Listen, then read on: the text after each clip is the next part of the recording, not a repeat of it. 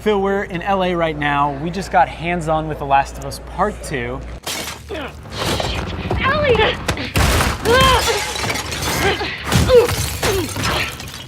Long awaited. They've kind of gone dark the past 16 months or so. Yeah. But they finally showed us a lot along with the trailer, and we played what? Hour and a half, 2 hours maybe? Yeah, it seems like about that much. 2 big demos, like one from the beginning of the game and then one a little further in. And yeah, it's pretty intense.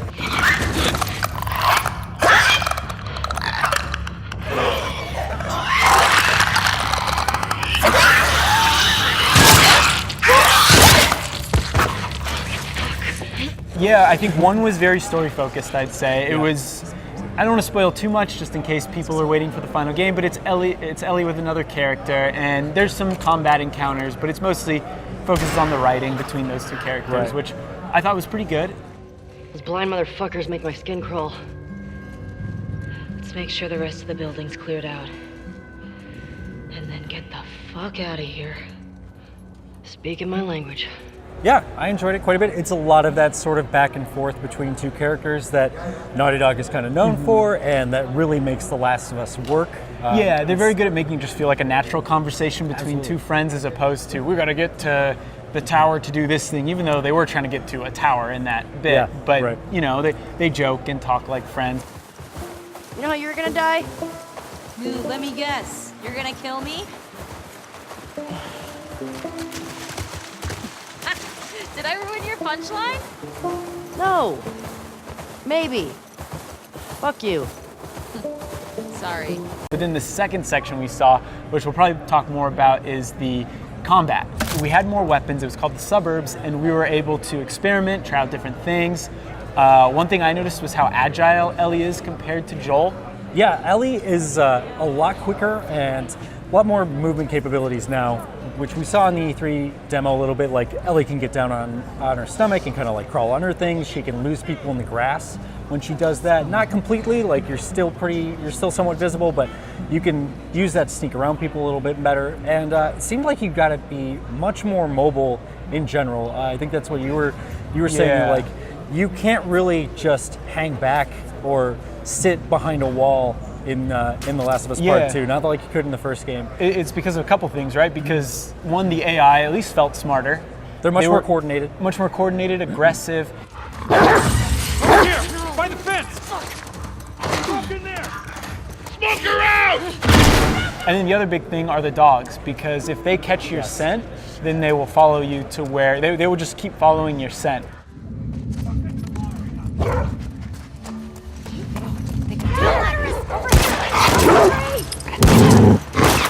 So that kind of adds an interesting perspective to the combat, right? Because you can't just sit back, wait, figure things out. Yeah, you can use the listen mode, and if you do that, you can see your trail. And the dog, if it catches that trail, if it intersects with that trail, it'll start following it. Right. And they're kind of tough to deal with. I noticed they're fast. They were a thing. Those dogs change it up quite a bit. And when you kill one, oh man, yeah, that was a gut wrenching. Shoot a dog and you hear the owner of the dog just scream in anguish. Yeah. Actually, a big part of combat in this game is that the human enemies talk a lot, and they talk to each other in particular. Got something. We'll look into it.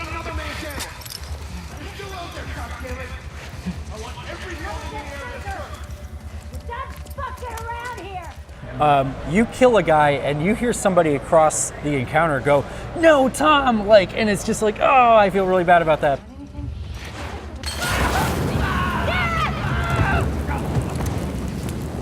Yeah, the dev was just telling us, one of the devs, the co-director, was saying that all the NPCs in this game are named. Yeah. So when someone dies, they will interact. They'll be like, they will call out that person died, or they might say like, "Hey, John, the girl's behind that car," or whatever, and they could be calling out your position. Yeah. It's intense because like this is a game about what you're willing to do to like survive, and they've amped up. Like the first game was a pretty brutal experience, and this is much more so, I feel like. Especially when you pick up some of those melee weapons like the machete, like Oh, man. And we kind of saw some of it in the E3 demo, but depending on where you are, the kind of contextual kills can change, Right. and some of them are very brutal.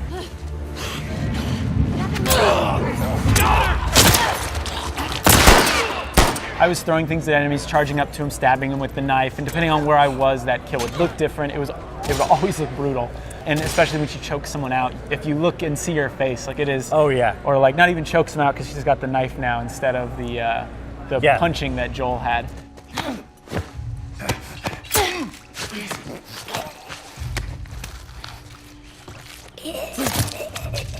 But I think the other big thing too, at least with the combat that I noticed, is because the areas seem more open, at least in that second demo, it allowed for much more improvisation. Yeah. Which works well, right? Because you've got the dogs tracking you, the enemies are smarter, so it gives you more room. Like, I never really felt like I was trapped in a corner. If I got caught, I'd see a window I could jump off of, and then I could run behind the building and maybe Right.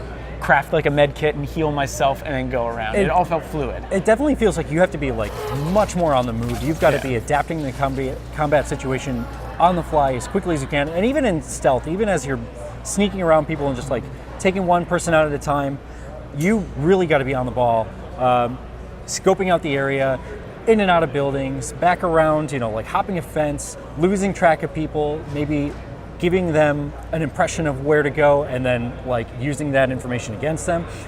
All the stuff that was sort of present in The Last of Us 1, but it feels like you got to be like much more on top of it. Yeah, it seems like all those systems that were in place in The Last of Us 1, they all kind of meld even better together in this. Absolutely.